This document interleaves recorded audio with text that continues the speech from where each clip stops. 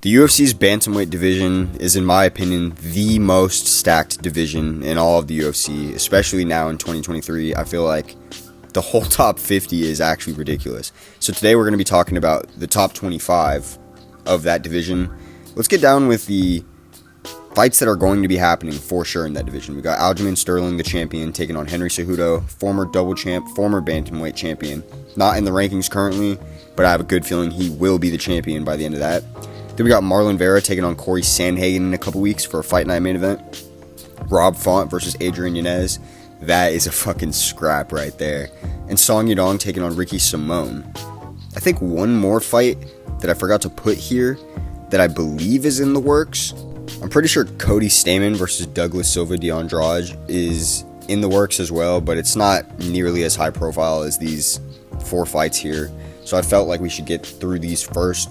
Obviously, the most anticipated being Aljamain Sterling versus Henry Cejudo. 2023 is posing as the year of the return for a lot of fighters. You got John Jones made his return. Conor McGregor is coming back this year. And Henry. And I'm all for it, man. Now let's take a look at the top 10 overall. We got Sean O'Malley sitting at 1. Merab just moved himself up to 2. Petr Yan down at 3. He's looking down on his luck, too. I'm not going to lie. Marlon Vera and Corey Sandhagen are about to battle it out for number 4 and number 5. Rob Font, Dominic Cruz, Song Yadong, Pedro Munoz, Ricky Simon just breaking into the top 10. Deserve it, in my opinion. I feel like, honestly, if you look at this list, Ricky Simon would probably deserve to be in the top 5. If all of these contenders had actually fought each other, I think he's a really tough matchup for somebody like Sean O'Malley, Petr Yan, maybe even Merab. I could see Ricky Simon doing work against Merab. I want to see him put up against Umar, Merab, one of these wrestlers, one of these heavy grapplers in that division, because we haven't really seen those style matchups yet. Not in a long time, at least. This is a ridiculous top 10, though. I mean, every single fighter in this top 10 could be the champion. Damn near.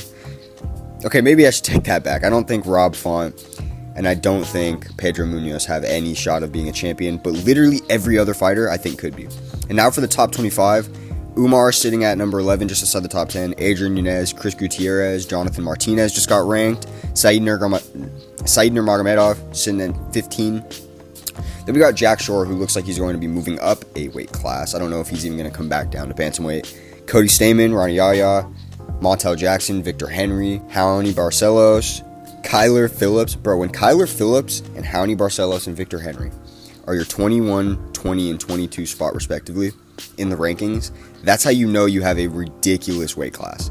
They're the 20th ranked fighters, and they all could be champions if they just tune certain things up. And then Davey Grant coming off of his awesome performance against a Sun Tzu, and Cody Garbrandt. Now there's other fighters that I guess could mix and mingle in the top 20, 25 right there. I just kind of put who I felt like would be the most important names, because the rankings are all a little jumbled in bantamweight at the moment. But for our first fight that I want to talk about that I think should happen in this bantamweight division, because we're going to play a little bit of a matchmaker here, I think number 7, Dominic Cruz, should take on Kyler Phillips. Kyler Phillips was going to get his shot in the rankings back when Rafael Sunsao was ranked, but that fight fell through. And he's already taken out Song Yadong, who is ranked in the top 10.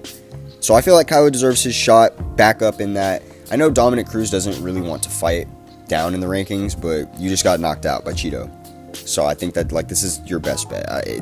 Other than this, the only other fight I could see him taking would be Corey Sandhagen if Sandhagen loses to Cheeto, which I also don't think is going to happen.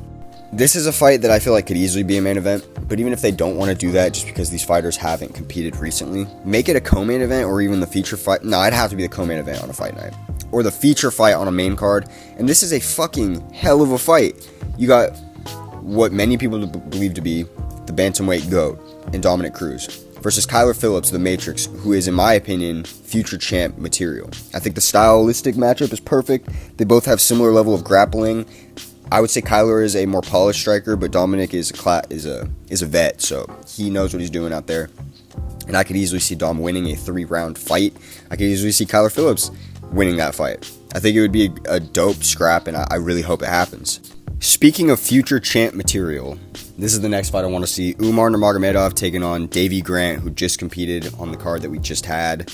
Had an awesome performance against Rafael Sunsao. Was losing the whole fight. Came back in the 3rd round, dropped him twice, picked up a fucking inverted triangle. It was pretty sick. Umar, obviously holding that last name, Nurmagomedov, and the undefeated record that most of them hold, is clearly somebody that a lot of fans are looking forward to seeing rise up this division, especially if you're from the Caucasus region. Now, before I get in to Umar Nurmagomedov, I just want to say Davey Grant is one of my favorite fighters at the moment. One of my favorite fighters in the Bantamweight division, for sure. He's so exciting. His fights are damn near always a scrap. I just think he's a level behind that top echelon of bantamweights. I think it was shown against Rafael Sunsao, who's literally on his retirement bed in that fight, and he's still smoking you for majority of the fight. I feel like Umar can do that. You know, it's going to be a different style, of course, and I want to see how Davey's scrambling meshes with Umar's grappling. And obviously it's going to have to be a striking match for a little bit of time, and I feel like Davey can actually make some things happen on the feet.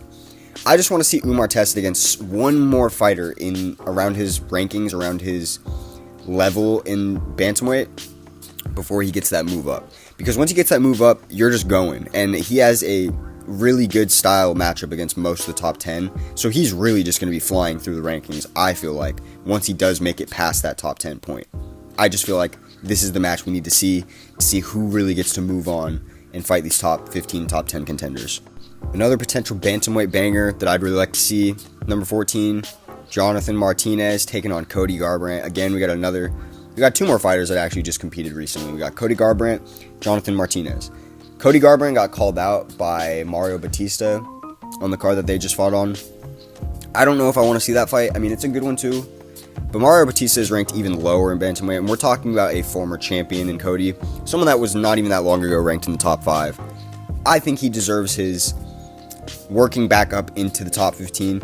Obviously, some people are going to be like, no, build Cody up slow. Well, guess what, buddy? Even though Cody is decently young, he's still been around for a while. He's taken a lot of damage, and you can't just build him up against all these crazy, hot, up-and-coming contenders because he's going to take too much damage, and I feel like you won't even be able to make it back up towards the belt.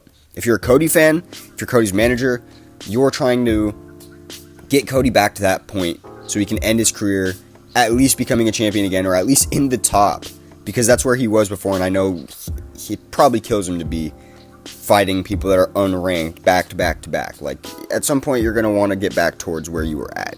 Now, for enough of that rant for a second, I just had to get that off my chest. I think Cody Garbrandt versus Jonathan Martinez would be a really good stylistic matchup. I think it'll be good to see how Cody can get past the range that he struggled with against somebody like Rob Font. Similar build. Jonathan Martinez doesn't fight the exact same, but he is a striker at heart, and I think that's what would make this matchup fireworks, because Cody is also a striker at heart. And with this new, slightly more technical version of Cody that we're seeing, slightly more thoughtful version of Cody, I feel like this could be a scrap, and it could be a fight that Cody could win and get himself back in the top 15, get people back excited for the Garbrandt train. I want to see No Love back in main events. Alright, and for the last bantamweight bout I'm going to talk about in today's video that I would love to see, Victor Henry taking on Mario Batista, who we were just talking about a little bit. Mario Batista, I believe he's on a 3-fight win streak right now, all 3 finishes. His last loss was to Trevin Jones, where he got caught in a fight that he was winning. 3-fight win streak, all subs, versus Victor Henry, who has a fucking win over Raoni Barcelos, has a win over Kyler Phillips. That just blows my mind, because those are two prospects that, especially Raoni back in the day, and Kyler even more so now that I've done more research into his career. I'm so high on those fighters. So I have to be equally high on Victor Henry right now until I see him get stumped by somebody bad. The only loss he has in the UFC at this moment is to Rafael Sunsao. It's not the worst loss to have. Sunsao's slick. He did what he does and won a decision. Now, Victor Henry versus Mario Batista. Who do I think could win this fight? Or who do I think will realistically win this fight? I would lean towards Victor Henry. Something about that man's pressure and the way he carries himself, it's intimidating. But Mario Batista just seems like he's coming into his own. He's hitting his prime athletically, physically. He looks great for that division. He looks big. He has muscle. It's a difficult fight to pick. At the moment, I'd be leaning towards Victor Henry, but do not be surprised if Mario Batista gets that one done. That's going to be all for me today, guys. I'll catch y'all tomorrow with my video on Sean Strickland.